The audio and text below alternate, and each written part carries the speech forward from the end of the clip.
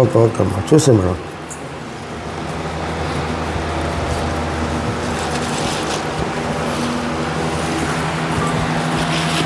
తీసేసి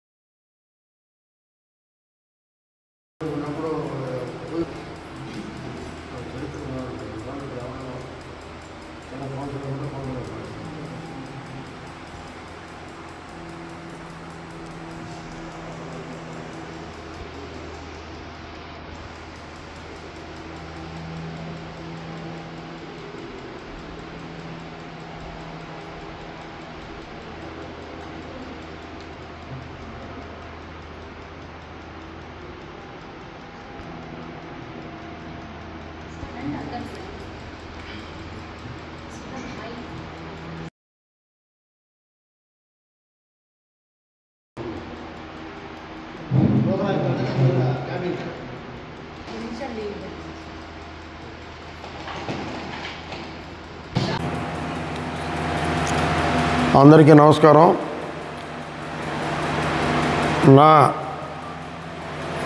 నుడాలో ఉన్నటువంటి ఎంప్లాయీస్ అందరికి కూడా నమస్కారం. ఈరోజు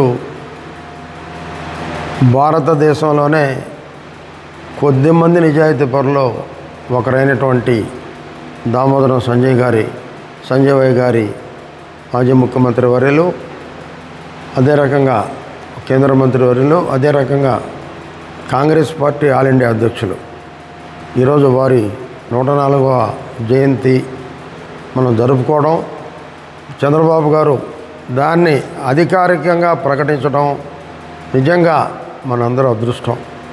ఎందుకంటే నాకు ఆయన గురించి తెలియదు. అప్పుడు నేను పుట్టింది 64, మరి 52, 53, 38 సంవత్సరాలకే ఒక దళితుడు ఈ భారతదేశంలో ముఖ్యమంత్రి అయినటువంటి ఏకైక ముఖ్యమంత్రి పెద్దలు సంజయ్ గారు. ఆయన గురించి విన్నాను, పాఠాల్లో చరిత్ర పుటల్లో విన్నాను. కానీ అయితే ఆయనకి మన నెల్లూరులో ఆనాడు ఉన్నటువంటి ఒక పెద్ద రాజకీయ నాయకుడు పడేది కాదు. అయినా తను ఏనాడు వాళ్ళ అమ్మ ముఖ్యమంత్రిగా ఆయన ఉంటే ఒక కట్టెల పొయ్యితో ఊదుకుంటా ఉంటే ఇంటికి వచ్చి పోతా వాళ్ళ అమ్మకు 100 రూపాయలు ఇచ్చాడంట. 100 రూపాయలు వాళ్ళ అమ్మకి ఇస్తే, నాయన నాకు 100 ఇచ్చావు, బాగానే ఉంది, ఇంకా చాలామంది దళితుల్లో పేదోళ్ళు ఉన్నారు, వాళ్ళు ఏం చేస్తావు అని అడిగిందంట. ఆనాడే పేదలకి నెలకి 25 రూపాయలు ఒక పెన్షన్ పెట్టినటువంటి ఒక మహానుభావుడు సంజయ్ గారు. బట్ అదే రకంగా ఉద్యోగస్తులకు కానివ్వండి, అందరికి కూడా ఆ రోజు ఒక పెన్షన్ విధానం తెచ్చింది కూడా ఆ మహానుభావుడే. మరి ఒకరోజు జవహర్లాల్ నెహ్రూ వాళ్ళ ఇంటికి మనిషిని పంపించాడు, ఆయన ఆల్ ఇండియా కాంగ్రెస్ అధ్యక్షుడు చేయాలని. ఆ ఇంటి పరిస్థితి కనుక్కోరమ్మా, వాళ్ళ అమ్మగారు పొయ్యి వస్తూ ఉంది, కట్టెలు పొయ్య. ఏనాయనా మా అబ్బాయికి ఏమైనా ఉద్యోగం ఇస్తున్నారా, ఇంకొక ఉద్యోగం ఏమైనా అడిగిందంట. కాదమ్మా, మీ కుటుంబాన్ని గురించి విచారించరమ్మన్నారు జవహర్లాల్ నెహ్రూ గారు. అంటే అంత పెద్ద ఆయన వచ్చి ఏంటంటే ఈయనకి ఆల్ ఇండియా కాంగ్రెస్ అధ్యక్షుడు ఆ మహానుభావుడికి ఇవ్వడం.